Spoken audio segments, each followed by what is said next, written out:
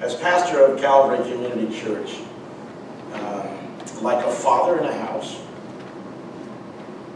where I'm seeing the importance of a pastor knowing the atmosphere of the house. You see what I'm saying? When a father does not recognize the atmosphere in his house, there's a serious problem that ensues there. Because if he doesn't recognize the atmosphere, he cannot address it. And for many men, if they did acknowledge it, they would not have the wherewithal to address it. In some cases, they'd be scared to address it, of the repercussions and the resistance. In some cases, if they tried, they would be afraid of failure, not being able to succeed. And so rather than failing, they just ignore it. How many has ever heard this expression, selective hearing? Yes.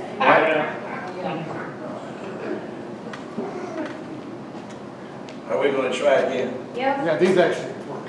That doesn't. All right, you got you something there that will actually work. Try that, see if that. Put this one in. And then, I've seen times, thank you, dear brother. God bless you. Let's try that, see what happens. I'll put it in my pant pocket and see if we still get a signal. Are we still there? Ah, praise God. I'll tell you what, that thing about, that statement about, duct tape fixing a lot of things, even Band-Aids have come to the rescue, and even these elastic bands. But we're seeing the same dynamics in the church life that we see in the home.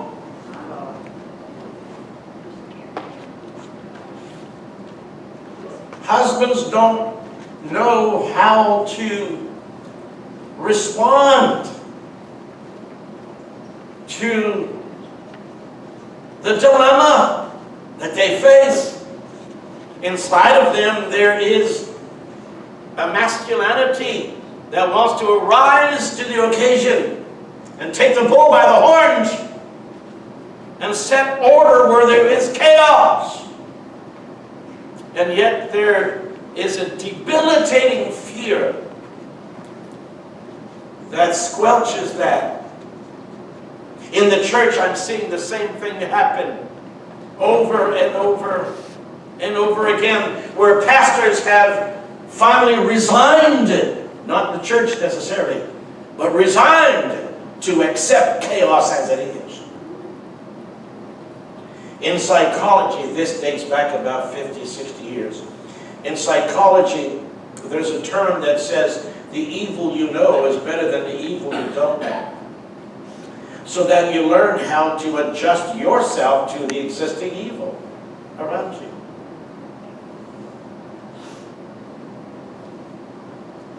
Although that's modern psychology,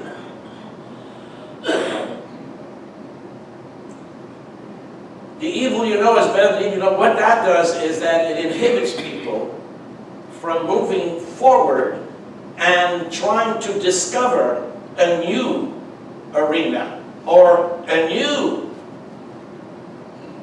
attempt to resolve issues. And so they've learned to adjust to the chaos, adjust to the critical state of affairs in their homes. The pastors now have resolved also in their minds, and they have resigned to accept status quo. Because number one, they don't feel the adequacy of their tenure to address the issues at hand. Secondly, they're afraid of losing their job. Many pastors are told this from the head of the board: don't rock the boat, pastor. We run this church, we hire you and fire you. Shut up. We can cheer you up, spit you out, fire, and hire us another one. See, that's what boards do. So the pastor, rather than losing his pension, his Social Security, or his status, he'll just fold under and kneel to that kind of pressure. That's what happens in the homes as well. Are you getting the picture here? Notice the parallel between the homes and the churches, because both of them are families. Amen. And may I add that both of them are God's idea. Amen. The family home and the home where the family is God's idea. He invented it. Right. That's right. He designed it not to fail, but to work. He designed it not to be an embarrassment to the universe and to mankind, but He designed designed family to give Him glory. Amen. To live in a state where that state gives God glory and honor and reverence. In their demeanor, in their living out the family life. The church is God's idea. Jesus said, I will build my church. That's the universal church. But then we have what Paul calls the local church. Well, we understand as local assemblies. These are church families within the larger family of the kingdom of God. We've learned this in our classes. And that's a family too, where pastor is supposed to be the daddy of the house. Amen. God designed that to work and to succeed and not fail. I can promise you here at Calvary Community Church, in 19 years of existence, not that Daddy had to have an upper hand and a strong iron fist at any time. We've never had major conflict in this church. There has been an expression of reverence for the office, unparalleled, that I've not seen anywhere. And in reciprocity and reciprocally, there has been great respect from Daddy to all of his kids. Amen. Honor has been bestowed upon the children. Daddy has lifted them up, embraced them, gave them value, and honored them. And that has been reciprocated. And ours is a model church to where recently I heard one person declare of this church, this church is the closest to a perfect church that they had ever seen. Amen. Just think about that. That's not something that we have bragged about, something someone else brags about our church. So what I'm saying is this. Tonight, does it mean that the home is not supposed to have periodically some friction in it, or some things to iron out? No. Does that mean that in all this church, even in all churches, there won't be times when the kids don't get into some scuffs every once in a while? That's going to happen, because personalities are personalities. And priorities are priorities, and the list goes on of preferences and so on and so forth. Let me tell you this tonight. We believe that from the Garden of Eden all the way through the history of man until Jesus returns, it is still within the plan of God for your house, your family. It's been designed by God to reflect the glory of God to the world.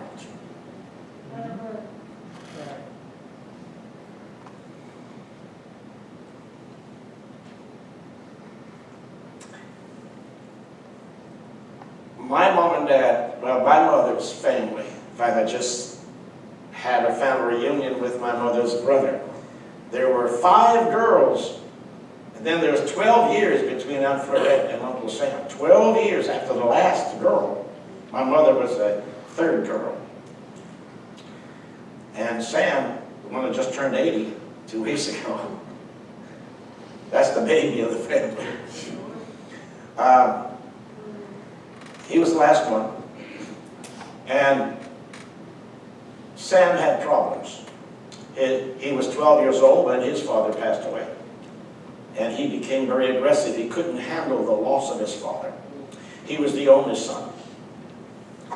And the other girls were all fine, but somehow, watch now, somehow, my mother, Rita, R-I-T-A, Rita is her name, was the place that Sam chose above all homes available to him when he wasn't in jail. When he wasn't in trouble somewhere. Our home was the place he came to. He didn't want to go Florette's, Neon's, Vivian's. He didn't want to go to any of those.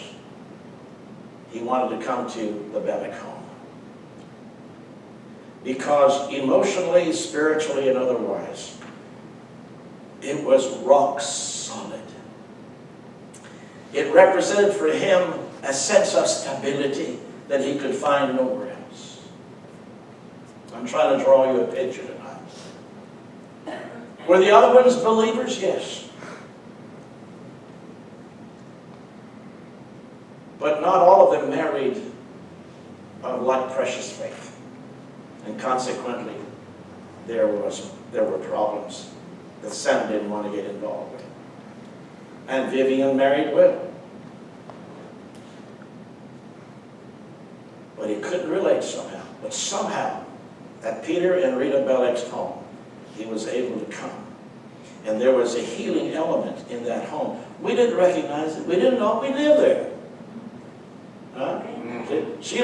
Sometimes you don't know what you've got. Amen. You don't know what you don't know what you're into. You don't know what's in your house. You don't know how good you've got it. You don't know how valuable your household is. You don't realize of such stature spiritually that you are in state of. But he chose to come to our place. Meanwhile, as Sam has put it this way, of blocks of hundreds and hundreds of residents in our neighborhood. Get this. We were the only Christian family. The only Christian family. And yet that's the only family in the block that had to have people arrested. You must say, well, there's something wrong with that picture. You just said it was, But you see, the problem was Sam lived with us. You see, that's what it is. I used to have to help him escape from the military police because he was a deserter or what do you call it, AWOL, whatever the case might be. I had to work with him in a scheme that if they came through the front door, I had to have a route of escape through the back door and windows and all that kind of stuff, sliding down the ropes and just on and on. And so Sam put us into the streets to fight with him. Now, if it had been just the Belecs, there wouldn't have been all that kind of stuff, but Sam lived with us. And so, rather than the boys make it a saint, the sinner caused these saints to become sinners. But my mother and father stood the test of time. Many times she went to bed crying, but she also went to bed praying. Amen. She went to bed angry, but she went to bed trusting.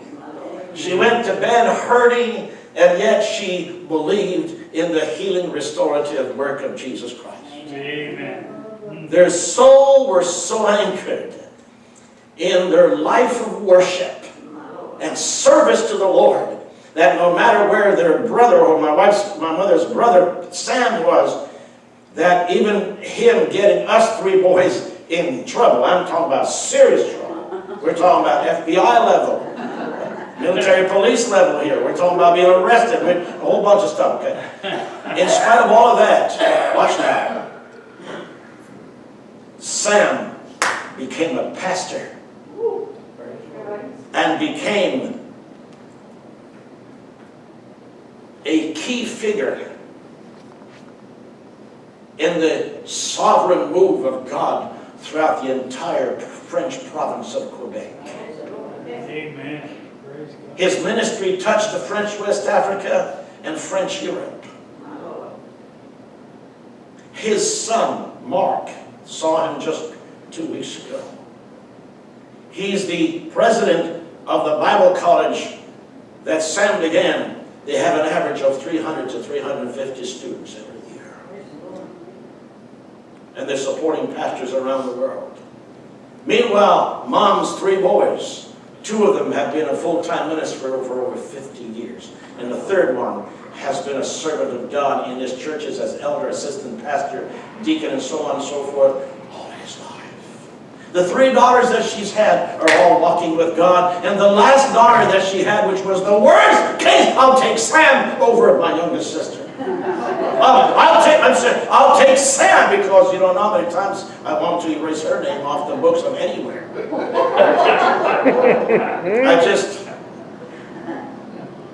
I mean, her mouth. How many okay, her mouth. Oh my. There wasn't enough lye soap anywhere to clean that mouth up. Disrespectful toward my mother. If I had come anywhere 10 foot near that when I was younger, my father would have laid 220 pounds on me and I would have never woke up under that. Somehow she was getting, but now today, it has been for many years now, 23, 24 years, almost 25 years, Lorraine. She is the worship leader at Trinity Assembly of God in downtown Belec, Montreal, Quebec, Canada, where they have about 700-800 people in that church. She was leading the worship. So we have 3 older sons, 3 younger sisters, all walking with God. Because somehow my mom and dad were able to address even the very worst circumstance of any family in the entire neighborhood. And somehow there was an anchoring safety that she and Dad provided. Many times I would see my mother crying. Many times I would see my father frustrated. But I never saw them in my life argue between them. Ever in my life. Ever. Saw my mother and father. What I did see is sometimes my father, while he's reading the newspaper, my mother would give a backhand like this to the newspaper. Pow! That's all you hear. The whole house resounded with that newspaper slap from my mother. And he was in shock. She said, I wanted to sit on your lap. Now, boys don't want to see their mother and father smooch, okay? Boys are just not into that. And I just had to turn my head and move on. I looked at my father and said, who could love that? You know, my mother. There was always this expression of affection between mom and dad in the worst of times. So what I'm telling you is this tonight, that fathers need a sharpening up of the detection capacity that God has placed within their spirit concerning their home. Somebody help me tonight. Don't get presby on me too much, okay? Husbands, listen to me tonight. God wants to raise you to your prophetic, priestly kingship life in Him over your home. And wives, you would be wise to help your husband achieve that. Amen. Hallelujah. Remember, if you're married to a king, what do you think that makes you? Hello. Hello. You always wanted to be queen of the hop. Well, there you are, huh?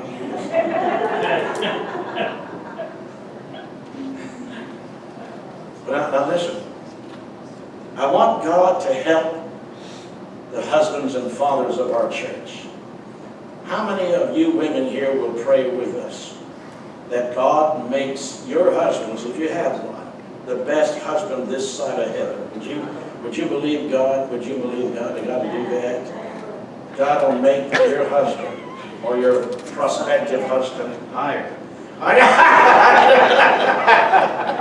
The best husband this side of eternity. I would love the entire West Columbia community to be able to say the best husbands in the world attend Calvary Community Church. Amen. I just sleep at 2, man. Huh?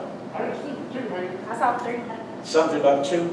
He said he only saw 2 hands. Oh, you only saw 2? Now listen close at night.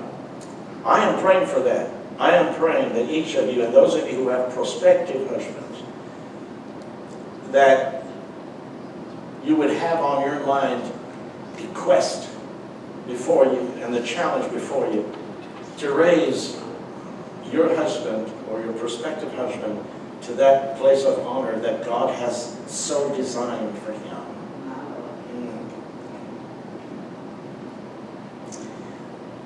Because listen to me now.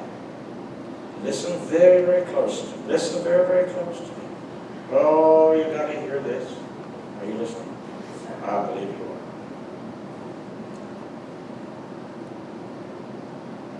He may not right now be the finest example of what a prophet is, or a priest, or a king. Watch now. If you could stop for a moment and think of his best day, and how he was as a husband on his best day, how would you like to multiply that by 100 times? You think you died gone to heaven.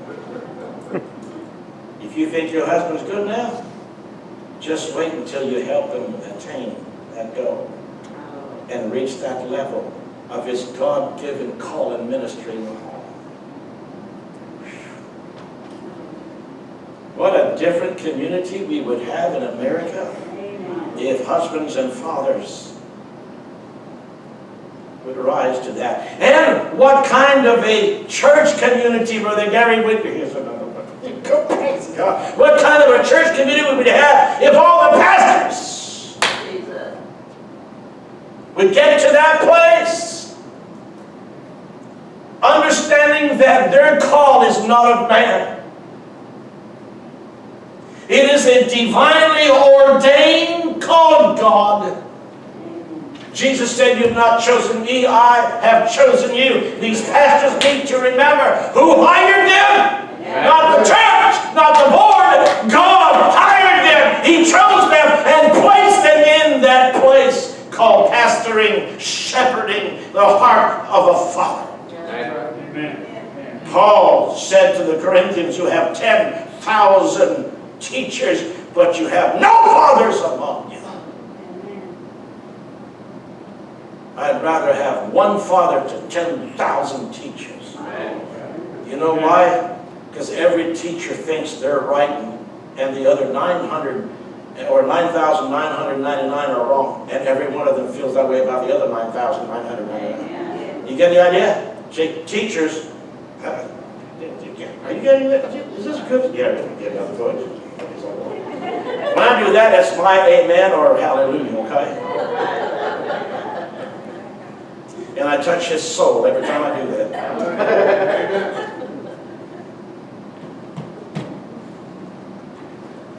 See, that the pastor is called of God, not of man. I'd rather be with Elijah under a juniper tree,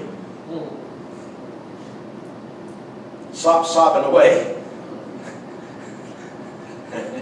fighting off depression, and know that I'm in the will of God, and have a raven feed me, than to be with the tents of the wicked that are hired and fired as hirelings.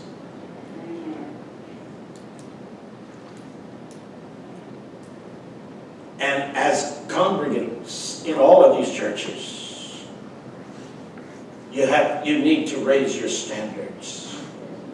You need to raise your standards. To expect more, not from the board. Don't get me started on boards. You'll end up with a plank.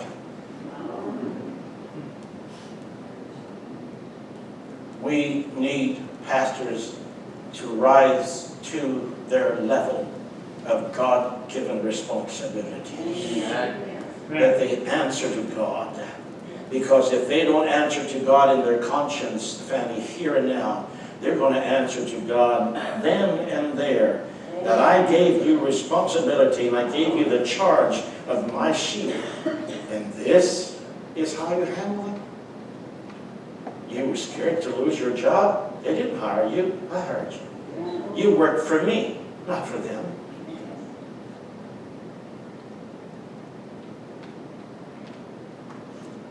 I write your paycheck, son, not the board, the treasurer, the church. Are you hearing me tonight? 19 years Pastor Stephen and I have been here. Never have we drawn a salary from this place. Never in 19 years. Never saw a salary check. Our accountant is right here tonight in the second row. Never received a salary from this church. Complaining? Not at all. You see, we started this as fathers would begin a family. And the fathers don't expect the kids to feed them. We take care of the household first. Fathers do that. Right. And when they get old, the fathers, then the kids will come around and help daddy. So don't be surprised in about 30, 40 years I come knocking on your door for some help. 30 or 40 years from now. I'll be 110 back then. I might need a little help back then. Okay. So what are we asking for God to do? Here at Calvary Community Church, we're asking God to give us men that are fashioned into the mold of God's destined call for them. That's what we're asking God to do here. And I want to just throw this in for the wives and the prospective wives. You have not lived, honey, you have not lived until you sit down with a man of God in your home. You've not lived. Ladies, are you hearing me tonight? You've not lived until you've had dinner with a man of God. He may not walk on water. Amen. Amen. He may not have a few wrinkles to iron out, but he's living a God-fearing life, reverencing, honoring, and worshiping God, seeking to please God in all of his ways. You've never experienced the blessing of being connected to a man that's walking in the call of God.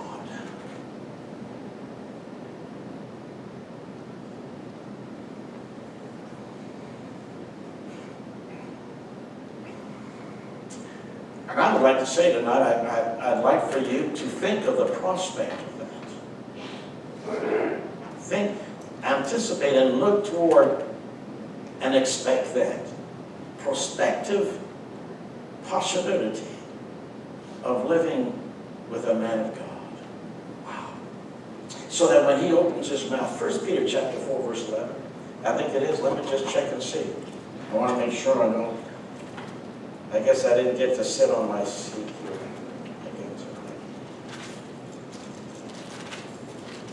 Let me see here. 1 Peter chapter 4. Look at verse 10 and 11.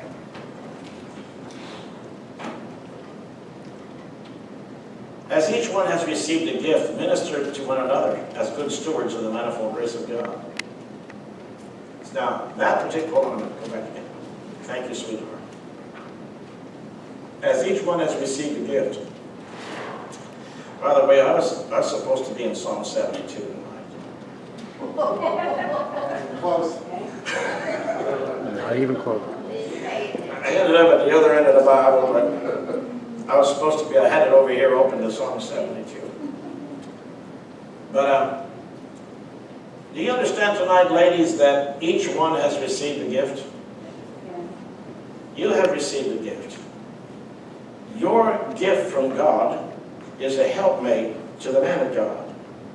My wife is not the pastor. She is the pastor's wife. She is a helpmate to the pastor. Now don't go asking her, how does it feel to be married to a pastor? Not that I'm scared at all of her answer. But you better have a lot of time because she'll have a lot to tell you, okay? But I gotta say, Jessica, I love teasing my wife. I tease her this way sometimes. I call her Sister Belec. It just cripples her. I mean, she just... Now, you have a gift.